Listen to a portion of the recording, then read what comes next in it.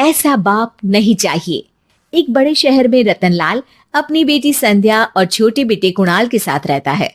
रतनलाल बहुत गरीब है और शराबी किस्म का आदमी है। वो रिक्शा चलाकर अपना जीवन यापन कर रहा है। रतनलाल एक अधेड़ उम्र के आदमी योगेश्वर को कभी कभी अपनी रिक्शा से मार्केट या मंदिर छोड़ता है और कभी कभी बाजार से उसका सामान भी ले आता है। एक दिन रतनलाल योगेश्वर से कहता है, साहब, आपके पास गाड़ी है, फिर भी आप कभी कभी रिक्शा से क्यों जाते हो? इन शहर की गलियों को आराम से देखना मुझे बहुत पसंद है। ठीक है साहब, मैं चलता हूँ, कल फिर आऊंगा। अरे रतनलाल, रुको तो। मैंने सुना है कि तुम अपनी बेटी को कुछ पैसों के बदले किसी को दे रहे हो। अभी किसी को बेचे नहीं तो क्या करे साहब। एक छोटा बेटा है, उसको पढ़ाना भी है, उसकी देखभाल भी करनी है, और अगर मैं बेटी को घर में रखूंगा तो उसकी शादी कैसे करूंगा साहब। तुमको कितने पैसे मिल रहे हैं? अब 50,000 साहब। देखो, मैं तुमको पूरे 20 लाख रुपए देता हूँ। तुम अपनी बेटी संध्या को मुझे दे दो। हैं? 20 लाख? धन्यवाद साहब, धन्यवाद। मैं कल ही उसे आपके पास छोड़ जाऊंगा साहब। अगले दिन रतनलाल संध्या को हमेशा के लिए योगेश्वर के यहाँ छोड़ आता है और बदले में 20 लाख रुपए लेकर घर आ जाता है। रतनलाल जिंदगी में पहली बार इतने पैसे पाकर बौखला गया। उसने एक अच्छा घर लिया। कुणाल, अब हमें कोई चिंता नहीं है, तो अब अच्छे से पढ़, खूब मन लगाकर पढ़ाई करना। पापा, मुझे पढ़ाई करना अच्छा नहीं लगता। अरे तूने अगर ज्यादा बकवास की ना तो बहुत मारूंगा। कल से तू अच्छे स्कूल में जाएगा तो जाएगा, हाँ बस। कुणाल का एडमिशन एक अच्छे स्कूल में हो जाता है, लेकिन आए दिन स्कूल से शिकायत आती ही रहती है। 10 साल बाद एक दिन प्रिंसिपल मैडम रतनलाल को स्कूल में बुलाती है। रतनलाल, आपका बेटा कुणाल बहुत आवारा हो गया है और ये बिल्कुल भी पढ़ाई नहीं करता है, बल्कि उसका दिमाग गलत कामों में जा रहा है। अब मैं उससे बात करूंगा मैडम। ठीक है, आज ये आखिरी मौका है, अगली बार तो मैं उसे स्कूल से ही बाहर निकाल दूंगी। रतनलाल घर आ जाता है और कुणाल से कहता है, कुणाल बेटा, मैं तुम्हारे ऊपर इतना पैसा लगा रहा हूं, फिर भी तुम स्कूल में सही से क्यों नहीं पढ़ते हो? आप तो रहने ही दीजिए, मैं सब जानता हूं कि ये पैसा कहां से आया है। और वैसे भी अब ये पैसा मेरा है, मेरा जो भी मन होगा मैं करूंगा। आज के बाद मैं कभी स्कूल नहीं जाने वाला। रतनलाल को अपनी बेटी की याद आती है और वो रोने लगता है। 5 साल बाद कुणाल एक दिन एक लड़की को शादी करके घर ले आता है। पिताजी, ये मेरी पत्नी है स्वीटी। तुमने शादी कर ली? हाँ, शादी कर ली मैंने, दिखाई नहीं दे रहा। और अब से आप फिर से कमाना शुरू कर दो, बहुत बैठ कर खा लिया। कुणाल, तुम इस बुड्ढे को घर में क्यों रख रहे हो? देखो ना, ये शराब पीता है, इसे घर से बाहर निकाल फेंको। अरे स्वीटी, ये मेरे पापा है, कैसे बाहर निकाल दूं? और वैसे भी घर में कोई तो चाहिए ना काम करने वाला, नौकर समझ कर रख लो।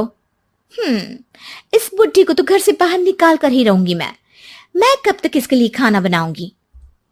स्वीटी एक दिन घर के बाहर पार्क में अपनी दोस्तों के साथ बैठी होती है। तभी वो रतनलाल को बुलाती है। पिताजी, मेरे कमरे में मैं अपना फोन छोड़ आई हूं, जरा लाकर तो देना।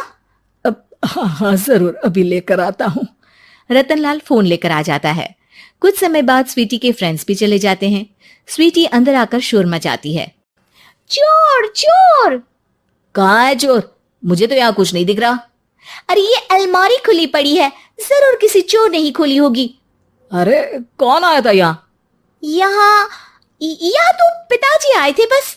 अरे बहू, मैं चोर नहीं हूं। मुझे तो आप पर अब बिल्कुल भी विश्वास नहीं है पिताजी, क्योंकि जब आप पैसे के लिए दीदी को बेच सकते हो तो आप चोरी भी तो कर ही सकते हो। अरे लेकिन वो सब तो मैंने तेरे भले के लिए किया था ना। मैं तो कहती हूँ कि हमें इनकी कमरे की तलाशी लेनी चाहिए। तुम बिल्कुल सही कह रही हो, चलो। स्वीटी और कुणाल दोनों रतनलाल के कमरे की तलाशी लेते हैं और उन्हें वहां स्वीटी की ज्वेलरी और पैसे मिल जाते हैं। मैं तो पहले ही जानता था कि चोर आप ही हो। निकल जाओ मेरे घर से और दोबारा अपनी शक्ल मत दिखाना। रतनलाल आंखों में आंसू लिए घर से निकल जाता है। स्वीटी मन ही मन सोचती है, आज तो मेरी प्लानिंग सफल हो गई। जैसा मैं चाहती थी ऐसा ही किया और बड़ी आसानी से उस बुड्ढी को चोरी का इल्जाम लगाकर घर से भगा दिया। रतनलाल की हालत अब ज्यादा खराब हो गई और वो सड़क पर बैठकर भीख मांगकर खाने लगा। एक दिन वहां एक गाड़ी आकर रुकी और सड़क पर बैठे सभी भिखारियों को अपने सेंटर ले गई। एनजीओ की मालिक संध्या एक एक करके सभी को सुविधा मुहैया कराती है। तभी उसकी नजर रतनलाल पर पड़ती है। पिताजी, संध्या तू? पिताजी आपकी ये हालत कैसे हुई? ये सब मेरे बुरे कर्मों की सजा है जो मुझे मिल रही है। मुझे माफ कर दे बेटी।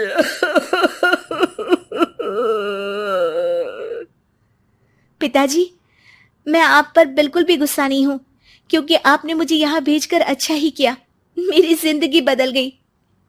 लेकिन ये सब हुआ कैसे बेटा? आप ये नए कपड़े पहनो, तब तक मैं योगेश्वर अंकल को बुला कर लाती हूँ। योगेश्वर अंकल? हाँ अंकल। योगेश्वर जी ने तुझसे शादी नहीं की थी? नहीं तो पापा, उन्होंने तो मुझे पढ़ा लिखा कर इस काबिल बनाया है कि मैं आज सबकी सेवा कर पा रही हूँ। रतनलाल पश्चाताप करके रोता रहता है। तभी योगेश्वर भी वहां आ जाता है। रतनलाल जी, आपकी ये हालत कैसे हुई इतने सारे पैसों के बावजूद भी? क्योंकि मैंने बेटे और बेटी में भेदभाव किया था। लेकिन आपने ये कैसे किया, मुझे ये जानना है, बताइए। सालों पहले जब संध्या छोटी थी, तब मैंने एक बार एक आदमी से तुम्हें बात करते हुए सुना था, जो कुछ पैसों में संध्या को तुमसे खरीद कर शादी करना चाहता था। मैं उस समय एनजीओ में बच्चों के लिए ही काम कर रहा था और मैं किसी भी लड़की की जिंदगी खराब होते नहीं देख सकता था। इसलिए मैंने अपने जीवन की कमाई का एक बड़ा हिस्सा तुम्हें दे दिया था। सच में कितना गलत था मैं। मुझे माफ कर दो। अब आप दोनों मेरे साथ घर चलो और आज मैं अपना सच्चा प्रायश्चित करना चाहता हूं। योगेश्वर और संध्या रतनलाल के साथ घर जाते हैं। स्वीटी दरवाजा खोलती है। चोर भिखारी, तू फिर से आ गया? चल भाग यहाँ से बुड्ढे। ये घर तुम्हारे बाप का नहीं, मेरा है। बाहर निकलो यहाँ से। रतनलाल कुणाल और संध्या को घर से बाहर निकाल देता है। योगेश्वर जी, अब ये घर आपका है और अब आप यहाँ एक और एनजीओ खोल सकते हैं। शायद अब ये सच्चा प्रायश्चित है। संध्या अपने पिता के गले लग जाती है।